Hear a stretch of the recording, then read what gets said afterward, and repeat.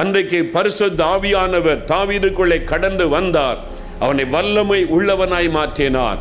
இன்றைக்கு அதே அபிஷேகம் உங்கள் மீது வரும்போது நடக்கக்கூடிய காரியம் என்ன? 2 கொரிந்தியர் 3:17 கர்த்தரே ஆவியானவர், கர்த்தருடைய ஆவி எங்கேயோ அங்கே விடுதலையும் உண்டு. கர்த்தரே ஆவியானவர், கர்த்தருடைய ஆவி எங்கேயோ அங்கே விடுதலை உண்டு. The Lord is the Spirit.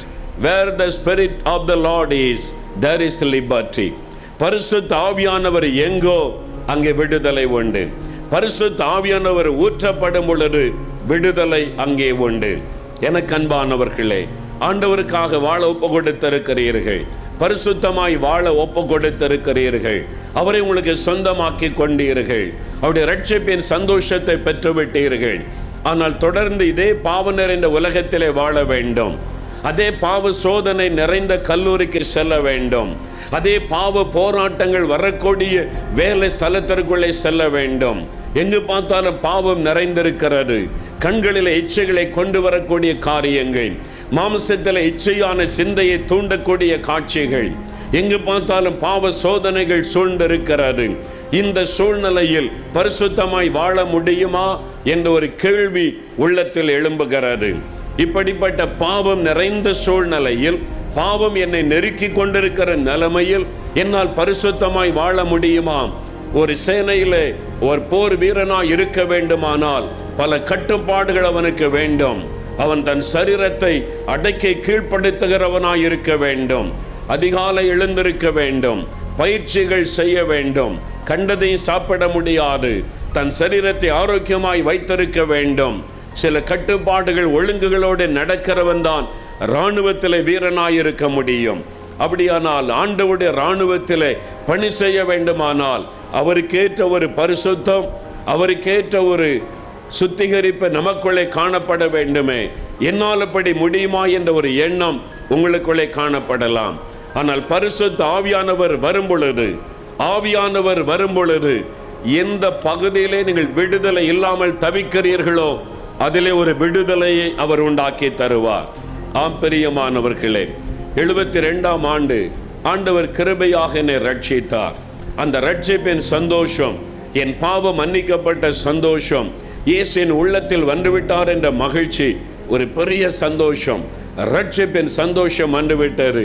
நான் தேவனுடைய பிள்ளை, ஆண்டவர் என்னை மகனே என்று சொல்லிவிட்டார், என் பெயர் ஜீவ புஸ்தகத்தில் எழுதப்பட்டு விட்டது. எத்தனை பெரிய மகிழ்ச்சி, சந்தோஷம்! வேதத்தை வாசிக்கும் பொழுது புதிதாக தெரிகிறது, ஜெபம் பண்ணும் பொழுது மகிழ்ச்சியாய் தெரிகிறது. முன்பு கடமைக்காக ஜெபித்தோம், ஏதோ வழக்கத்தின்படி ஜெபித்தோம், ஆனால் இப்பொழுது ஒரு பெரிய சந்தோஷம், மகிழ்ச்சி காணப்படுகிறது. ஆனால் சில மாத காலங்கள், ஒரு 5-6 மாதங்கள் தான் அந்த காரியங்கள் நிலைத்திருந்தது. பழைய பாவங்கள் மேற்கொள்ள ஆரம்பித்தது. சில வாலிபத்தின் பாவங்கள் என்னை ஜெயிக்க ஆரம்பித்தது. வீழ்ச்சிகள் ஏற்பட ஆரம்பித்தது. பரிசுத்தமாய் வாழ முயற்சி பண்ணினாலும் முடியவில்லை. சோதனைகளை மேற்கொள்ள பிரயாசப்பட்டாலும் முடியவில்லை. எந்த பாவம் வேண்டாம் என்று நினைக்கிறேனோ அதையே செய்யும்படியான சூழ்நிலை. இது வேண்டாம் என்று எண்ணினால் அதை செய்யும்படியாக அது என்னை மேற்கொள்ளுகிறது. ஆகவே நான் ஜெபம் பண்ணினேன், உபவாசம் பண்ணினேன், அதற்காக எவ்வளோ போராட்டங்களை சந்தித்து பிரயாசப்பட்டு முயற்சித்தேன். கடைசியில் ஒரு தீர்மானம் பண்ணினேன், ஒரு வாலிபனால் பைபிளில் சொன்ன மாதிரி பரிசுத்தமாய் வாழ முடியாது. ஒருவேளை வயதான காலத்தில் வாழலாம், ஒரு வாலிபனால் வேதத்தில் சொல்லப்பட்டபடி பரிசுத்தமாய் வாழ முடியாது. இது நடக்கிற காரியம் அல்ல என்று நானே ஒரு தீர்மானத்திற்குள் வந்தேன். அந்த சமயத்திலே தான் தேவன் தன்னுடைய பரிசுத்த ஆவியினால் என்னை நிரப்பினார். அந்த அபிஷேகம், அந்த அக்கினியினால் என்னை நிரப்பினார். பரிசுத்த ஆவியினால் நிரப்பப்பட்ட பிறகு என் வாழ்க்கையை ஆவியானவர் மாற்றினார், என்னுடைய எண்ணத்தை மாற்றினார். இல்லை, ஒரு வாலிபனால் பரிசுத்தமாய் வாழ முடியும், பாவ சோதனைகளை மேற்கொள்ள முடியும், வெற்றி உள்ள ஒரு வாழ்க்கை நடத்த முடியும் என்பதை ஆவியானவர் எனக்கு விளங்க பண்ணினார். எனக்கு அன்பான வாலிபனே, எனக்கு அன்பான வாலிப மகளே, 75ஆம் ஆண்டிலே கர்த்தர் என்னை தெரிந்து கொண்டு ஆண்டவர் என்னை அபிஷேகம் பண்ணி நடத்தி வந்த இத்தனை காலமும் அந்த பரிசுத்த ஆவியானவர் வெற்றியின் பாதையிலே அழகாய் நடத்தி கொண்டிருக்கிறாரே. அதே ஆவியானவர் நீங்கள் வாழ்ந்து கொண்டிருக்கிற சூழ்நிலையில், பாவ போராட்டங்களுக்கு மத்தியில், சோதனைகளுக்கு மத்தியில் நீங்களும் வெற்றி உள்ள வாழ்க்கை நடத்துவதற்கு அவர் கிருபை தருவார். அதற்கு அவர் உங்களுக்கு வல்லமை தருவார். இன்றைக்கு தம்முடைய ஆவியினால் உங்களை அபிஷேகம் பண்ணும் போது நீங்களும் வெற்றி உள்ள ஒரு வாழ்க்கை செய்ய முடியும். நீங்கள் இருக்கிற அந்த சூழ்நிலையில் ஒரு ஜெயமுள்ள ஒரு வாழ்க்கை நடத்த முடியும். பரிசுத்த ஆவியானவர் அக்னியாய் நமக்குள் இறங்கும் பொழுது அந்த ஜென்ம சுபாவங்களை, அந்த பாவ எண்ணங்களை, நம்முடைய அந்தரங்கத்திலே காணப்படுகிற பாவ போராட்டத்தின் கிரியைகளை அவர் சுட்டரிக்கிறார். அவர் சுட்டரிக்கிறார். பரிசுத்த ஆவியானவர் அக்னியாக இறங்குவதன் காரணம் என்ன? அந்த பாவத்தினுடைய வேரை அவர் சுட்டரிக்கிறார். அந்த பாவத்தின் ஆசைகளை அவர் சுட்டரிக்கிறார். அந்த பாவத்தின் வல்லமைகளை சுட்டரித்து பரிசுத்தமாய் வாழ முடியும் என்கிற மன தைரியத்தையும் விசுவாசத்தையும் பலனையும் உங்களுக்குள்ளே உண்டாக்குகிறார். ஆகவே இன்றைக்கு அந்த ஆவியானவருக்கு நீங்கள் இடம் கொடுக்கும் பொழுது, அந்த அக்கினி உங்களுக்குள்ளே வரும் பொழுது நீங்களும் ஜெயமுள்ள ஒரு வாழ்க்கை வாழ முடியும். நீங்களும் பாவ சோதனைகளை மேற்கொள்ளுவீர்கள். உங்களுக்கு விரோதமாய் எழும்பக்கூடிய பாவ போராட்டங்களை ஜெயிப்பீர்கள். நீங்கள் மெய்யான ஒரு விடுதலை பெற்றுக் கொள்ளுவீர்கள்.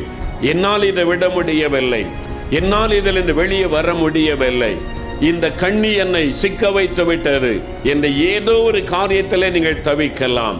ஆவியானவர் எங்கோ அங்கே விடுதலை உண்டு. இன்றைக்கு எதை விட முடியவில்லை என்று எண்ணுகிறீர்களோ அதில் இன்றைக்கு இந்த இடத்தில் ஆவியானவர் விடுதலை கொடுக்க போகிறார். அதற்காகத்தான் உங்களை தேவன் இங்கே அழைத்து வந்திருக்கிறார்.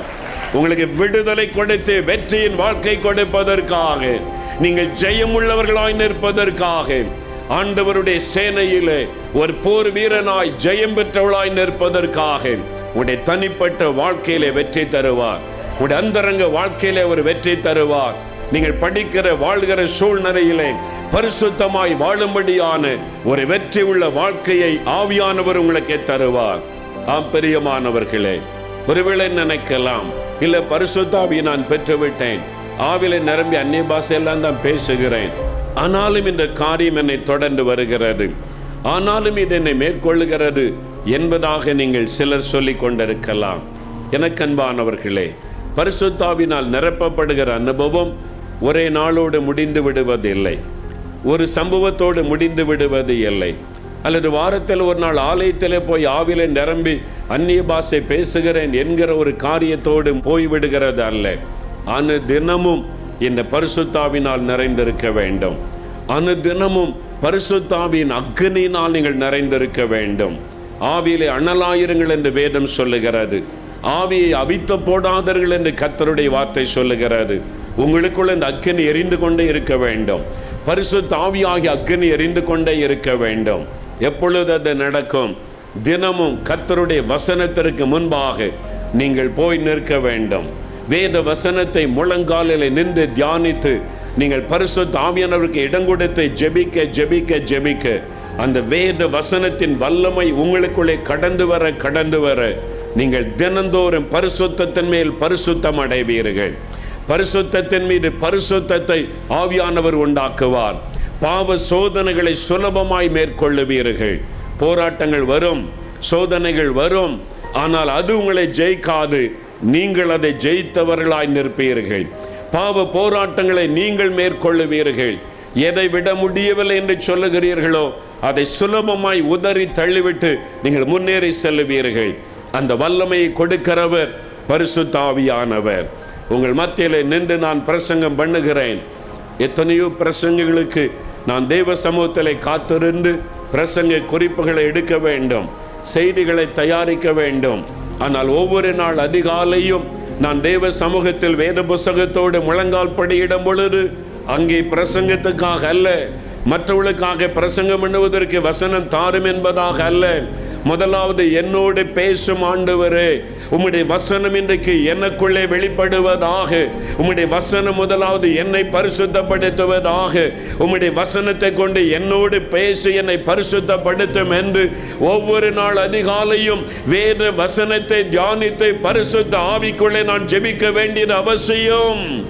அந்த ஆவியானவர் தேவனுடைய வசனத்தின் மூலமாக என்னை சுத்திகரிக்கிறார், என்னை பரிசுத்தப்படுத்துகிறார், பரிசுத்தத்திலே பலப்படுத்துகிறார், இன்னும் பரிசுத்தத்தின் மேல் பரிசுத்தம் அடைய கிருபை கொடுக்கிறார்.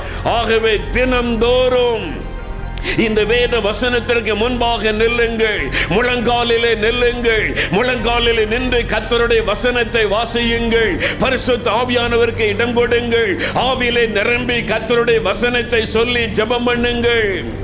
ராணுவ வீரனாக தெரிந்தெடுக்கப்படுவதற்கு முன்பாக அவனை பலவிதமான பயிற்சிகளுக்குள்ளே அவனை கொண்டு சென்று பல மணி நேரம் அவனை உருவாக்கி ராணுவ வீரனாய் மாற்றினாலும் நான் ராணுவ வீரனாய் மாறிவிட்டேன், எல்லா பயிற்சியிலும் வெற்றி பெற்று விட்டேன் என்று சும்மா இருக்க முடியாது.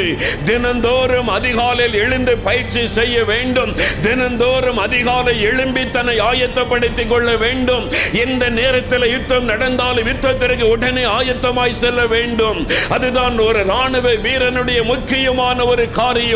ஆகவே இயேசு கிறிஸ்துவை ஏற்றுக்கொண்ட ஒவ்வொரு தேவனுடைய பிள்ளையும் ஒவ்வொரு நாள் அதிகாலையின் தேவ சமூகத்திலே காத்திருந்து பரிசுத்த ஆவியினால் நிரப்பப்பட்டவர்களாய் வேத வசனத்தை தியானித்து தேவனுடைய வல்லமையினாலே நிரப்பப்பட்டவர்களாய் இந்த உலகத்திற்குள்ளே நீங்கள் செல்ல வேண்டும்.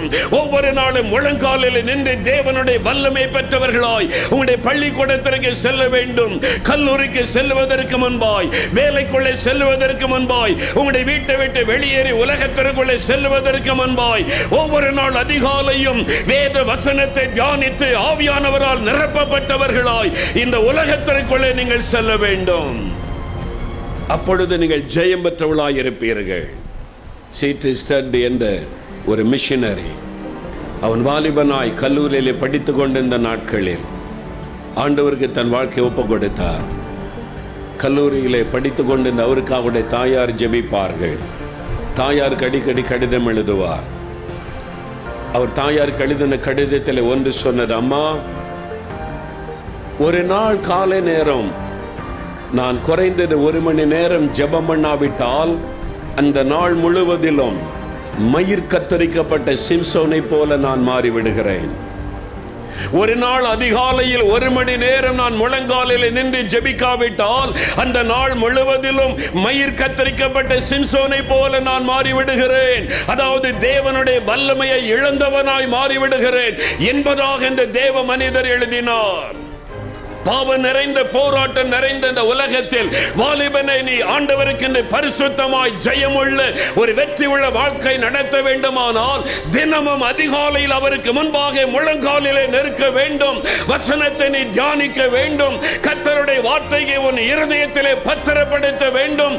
வேத வசனத்தை உன் இருதயத்திற்குள்ளே பதித்துக் கொள்ள வேண்டும். பரிசுத்த ஆவிக்குள்ளே நிரம்பி ஜெபிக்க வேண்டும். நீ வெற்றி உள்ள ஒரு வாழ்க்கை நடத்த முடியும். எவ்வளவு பெரிய பாவ சோதனை வந்தாலும், யோசேப்புக்கு வந்ததை போல பாவ சோதனை வந்தாலும் உன்னையும் நீ விலகி ஓடும்படி ஆவியானவர் உனக்கு பலன் தருவார். உன்னால் முடியும், உன்னால் முடியும். பரிசுத்த ஆவியானுடைய பலத்தினாலே முடியும். அதற்குத்தான் தேவன் உன்னை அபிஷேகம் பண்ணி உன்னை வித்தியாசமாய் ஆண்டவர் அனுப்ப விரும்புகிறார். தாவீதின் மீது இருந்த அபிஷேகம் அவனை திடப்படுத்தி தைரியப்படுத்தி நிலைநிறுத்தினது. இந்த கடைசி கால அபிஷேகம் உங்களுடைய வாழ்க்கையில் ஒரு மாற்றத்தை கொண்டு வரும். நீங்கள் ஜெயமுள்ளவளாய் நிற்பீர்கள். படிப்பை குறித்து, தோல்வியை குறித்த பயம், எக்ஸாமை குறித்த பயம், இந்த சப்ஜெக்டை குறித்த பயம், நான் வெற்றி பெறுவேனோ மாட்டேனோ, எதிர்காலத்தை குறித்த பயம், எல்லா பயங்களும் உங்களுடைய உள்ளத்தை விட்டு விலகும். ஆவியானவர் உங்களை திடப்படுத்துவார், தைரியப்படுத்துவார், பலப்படுத்துவார், உங்களை வல்லமைப்படுத்திக் கொண்டே இருப்பார். கோலியாத்துக்கு முன்னாலே தாவீது நிற்கிறார். அவன் உடல் முழுவதும் கவசம் தரித்திருக்கிறான். தாவீதுக்கு சின்ன கூழாங்கல், பெரிய பட்டயத்தை கொண்டு போனாலே அவனை வீழ்த்துவது கடினம். எப்படி ஜெயிப்பது? கோலியாத்திற்கு முன்னால் தாவீது நிற்கும் பொழுது அந்த அபிஷேகம் அவனுக்கு போதிக்கிறார். ஆவியானவர் சொல்லுகிறார், தாவீது, அவன் உருவத்தை கண்டு பயப்படாதே, அவன் அணிந்திருக்கிற உடைகளை கண்டு நீ பயப்படாதே, அவன் வைத்திருக்கிற ஆயுதத்தை கண்டு நீ பயப்படாதே, நான் உன்னோடு இருக்கிறேன். முதலாவது அவர் தைரியப்படுத்துகிறவர். எக்ஸாமை கண்டு நீ பயப்படாதே, இந்த சப்ஜெக்டை கண்டு நீ பயப்படாதே, இவ்வளவு அரியஸ் வந்து விட்டது என்று கலங்காதே, உன் எதிர்காலத்தை குறித்து பயப்படாதே, நான் உன்னோடு இருக்கிறேன். தைரியப்படுத்துவார். நீ சோர்ந்து போக, பயப்பட, தவறான முடிவெடுக்க அவர் விட மாட்டார். உங்களை தேற்றுவார், உங்களை பலப்படுத்துவார். அவர் உங்களோடு கூட இருந்தால் உங்களை தைரியப்படுத்துவார். நீங்கள் ஜெயிப்பதற்குரிய வழிகளை சொல்லி தருவார். எப்படி படிக்க வேண்டும், எப்படி நீங்கள் முயற்சிக்க வேண்டும், அடுத்து என்ன செய்ய வேண்டும் என்ற ஆலோசனை கொடுத்து நடத்துவார். ஆத்துமாக்களை ஆதாயம் செய்வதில், ஆண்டவருக்கு என்று ஆத்துமாக்களை கொண்டு வருவதில், உங்களோடு படிக்கிற பிள்ளைகளை கர்த்தர் பக்கம் திருப்புவதில் கர்த்தர் உங்களுக்கு ஆலோசனைகளை தருவார். தாவீது கோலியாத்திற்கு முன்பாய் நிற்கிறார். ஆவியானவர் சொல்லுகிறார், தாவீதுடைய நெற்றியை பார், அது ஒன்றுதான் திறந்திருக்கிறது, மற்ற உடல் முழுவதும் கவசம் மூடி இருக்கிறது. நீ அந்த கல்லை நீ குறிபார்த்து அடிக்க வேண்டும். நெற்றி தான் திறந்திருக்கிறது, அங்கு அடித்தால் தான் அவன் விழுவான். ஆவியானவர் தாவீதுக்கு கற்றுக் கொடுக்கிறார், யுத்த முறைகளை கற்றுக் கொடுக்கிறார், ஜெபிக்கிற காரியத்தை கற்றுக் கொடுக்கிறார். நெற்றியை பார், நெற்றியை குறிவைத்து அந்த கல்லை வீசு. தாவீது குறிபார்க்கிறான், நெற்றியை பார்த்தவன் கல்லை வீசுகிறான். ஆவியானவர் கரெக்டா கொண்டு போய் நெற்றியிலே அந்த கல்லை பதிய பண்ணினார். கோலியாத் விழுந்து மரித்தான். நீங்கள் எப்படி ஜெயம் எடுக்க வேண்டும் என்று அவர் உங்களுக்கு போதிப்பார். நீங்கள் எப்படி வெற்றி பெற வேண்டும் என்று அவர் உங்களுக்கு கற்றுத் தருவார். நீங்கள் பரிசுத்த ஆவிக்குள்ளே நிரம்பி ஜெபிக்க ஜெபிக்க ஜெபிக்க அவர் கற்றுத் தருவார். ஆண்டவர் என்னை ஊழியத்திற்கு அழைத்த பொழுது 75ஆம் ஆண்டிலே சொன்னேன், எனக்கு ஒன்றும் தெரியாது ஆண்டவரே, ஊழியத்தை பற்றி ஒன்றும் தெரியாது, பிரசங்கம் பண்ண தெரியாது, சரியாய் ஜெபிக்க தெரியாது, நான் என்ன செய்ய முடியும்? ஆண்டவர் சொன்னார், உன் மீது என் கண்ணை வைத்து உனக்கு ஆலோசனை சொல்லுவேன், நீ நடக்க வேண்டிய வழிகளை நான் உனக்கு காட்டுவேன், நான் சொல்லுகிறபடி செய். 75ஆம் ஆண்டிலிருந்து இன்றைக்கு வரைக்கும் அவர் எனக்கு சொல்லிக் கொடுக்கிறார். ஒவ்வொரு அடிகளை எடுத்து வைப்பதற்கும் எனக்கு கற்றுக் கொடுக்கிறார். என்னென்ன காரியத்தை எப்படி செய்ய வேண்டும், சிறு பிள்ளைகள் ஊழியத்தை எப்படி நீ ஒழுங்கு பண்ண வேண்டும், வாலிபர் ஊழியத்தில் என்னென்ன நிறைவேற்றப்பட வேண்டும், இந்த தேசத்தை சந்திப்பதற்கு ஜெபிப்பதற்கு என்னென்ன செய்ய வேண்டும், ஒவ்வொன்றையும் ஆண்டவர் எனக்கு கற்றுக் கொடுக்கிறார். எனக்கு போதித்து நடத்தின ஆண்டவர் ஆவியானவர் உங்களுக்கும் அவர் போதித்து வழி நடத்துவார். உங்கள் மீது கண்ணை வைத்து உங்களுக்கு ஆலோசனை சொல்லி தருவார். நீங்கள் கடந்து செல்ல வேண்டிய பாதையிலே உங்களுடைய படிப்பின் காரியமாய் இருக்கலாம், உங்களுடைய எதிர்காலத்தின் திட்டமாக இருக்கலாம், உங்களுடைய குடும்பத்தின் காரியமாய் இருக்கலாம், உங்களுடைய வேலையின் காரியமாய் இருக்கலாம், எந்த காரியமானாலும் அவர் ஆலோசனை கொடுத்து அழகாய் நடத்துவார். அதற்கு தான் இந்த ஆவியானவர். வெறுமன் அப்படியே சத்தம் போட்டு அந்நிய பாஷை பேசிவிட்டு ஏதோ ஆவில நிரம்பும் அந்த நேரம் என்று சொல்லிவிட்டு போவதற்கு அல்ல. உங்க மேல கண்ணை வைத்தவர் ஆலோசனை கொடுத்து நடத்துவார். பிரியமானவர்களே, இன்றைக்கு ஆண்டவர் இந்த நிகழ்ச்சி மூலம் உங்களோட பேசி இருக்கிறார். இந்த வாலிபர் உலக நிகழ்ச்சி உங்களுக்கு ஆசீர்வாதமா இருக்குல்ல? ஆண்டவர் உங்களோட பேசி இருக்கிறார்ல? நிறைய பேருக்கு பாவம் ஒரு பெரிய பிரச்சனையா இருக்குது. இதை விட முடியல, அதை விட முடியல, ஏதோ பழகிட்ட வெளியே வர முடியல, விளையாட்டாய் பழகினது இப்போ வினையாகி விட்டது, அடிமையாக்கப்பட்டு விட்டது, தப்புன்னு தெரிந்து விட முடியல, என்ன பண்ணுறதுன்னு தெரியல, சுபாவத்தை மாற்றிக்கொள்ள முடியல. அப்படி கலங்குறீங்களா? நீங்கள் உங்களை மாற்றிக்கொள்ள வேண்டாம். இயேசு உங்களை மாற்றுவார். எப்படி? பரிசுத்த ஆவியானவர் மூலமாய். ஆவியானவர் எங்கோ அங்கே விடுதலை உண்டு. இன்றைக்கி எதில் விடுதலை இல்லாமல் கலங்குறீங்களோ அதில் ஆவியானவர் விடுதலை தரப்போகிறார், ஒரு மாற்றத்தை உண்டாக்க போகிறார். விசுவாசிக்கிறீங்களா? என் கூட சேர்ந்து ஜெபிக்கிறீங்களா? எந்த காரியத்தில் விடுதலை வேணும் குறிப்பாக சொல்லி ஜெபிக்கணும். இந்த பழக்கம், இந்த பாவம், இந்த தொடர்பு, இந்த காரியம், இந்த சுபாவம், இதிலிருந்து எனக்கு ஒரு விடுதலை வேணும். ஆவியானுடைய வல்லமை மேலே இறங்கி விடுதலை கொடுக்கட்டும். நீ ஜெபிச்சு பாருங்கள். இன்றையிலிருந்து மாற்றம். ஜெபிக்கலாமா? என்ன காரியம்? உடைய இருதயத்தில் கை வைங்க. உங்களுடைய இருதயத்தில் கை வைத்து என்னுடைய வல்லமை மேலே இறங்கி விடுதலை கொடுக்கட்டும். நீ ஜெபிச்சு பாருங்கள். இன்றையிலிருந்து மாற்றம். ஜெபிக்கலாமா? என்ன காரியம்? உடைய இருதயத்தில் கை வைங்க. உங்களுடைய இருதயத்தில் கை வைத்து ஆவியானவரே உங்களுடைய வல்லமை மேலே இறங்கட்டும், ஒரு விடுதலை வரட்டும் நீ கேளுங்க. தகப்பனே, அருமையான இந்த வாலிப மகன் மகள் இந்த பிள்ளைகளுடைய விடுதலைக்காக ஜெபிக்கிறப்பா. ஆவியானவர் எங்கோங்க விடுதலை உண்டு என்று எழுதி கொடுத்திருக்கிற தேவன், விடுதலை கொடுக்கிற தேவன். இந்த பிள்ளைகள் மீது உம்முடைய வல்லமை இறங்கட்டும். இந்த பாவ சுபாவங்கள், பாவ குணங்கள், பாவ அடிமைத்தனங்கள் நசரேயனாக இயேசுவின் நாமத்தில் இந்த கந்த கட்டுகள் அறுக்கப்படும்படி உம்முடைய வல்லமை இறங்கட்டும் இப்பொழுது. ஆவியானுடைய வல்லமை நிரப்பட்டும் இப்பொழுது. இந்த மகளை நிரப்புங்க ஆண்டவரே, மகனை நிரப்புங்க. அக்னியாய் உம்முடைய வல்லமை இறங்கட்டும். அந்த பாவ கிரியைகள் அழிக்கப்படட்டும். ஜென்ம சுபாவங்கள் அழிக்கப்பட்டு போகட்டும். சுட்டரித்து போடுவீராக. வல்லமை இறங்கினதற்காய் ஸ்தோத்திரம். விடுதலை தருகிறதற்காய் நன்றி. பயத்தில் என்று விடுதலை கொடுங்க. பயம் உள்ளத்தை விட்டு விலகட்டும். சோர்வில் என்று விடுதலை கொடுங்க. சோர்வுகள் மாறட்டும் இப்பொழுது. வியாதியில் என்று விடுதலை கொடுங்க. வியாதியின் வல்லமை அழிக்கப்பட்டு போகட்டும். பொல்லாத பிசாசு கொண்டு வருகிற போராட்டத்தில் இருந்து விடுதலை கொடுங்க. அவர்கள் விலகி போகட்டும். இன்று முதல் ஒரு விடுதலை, சந்தோஷம், மகிழ்ச்சி உண்டாகட்டும். இயேசுவின் நாமத்தில் ஜெபிக்கிறோம் பிதாவே. ஆமென், ஆமென்.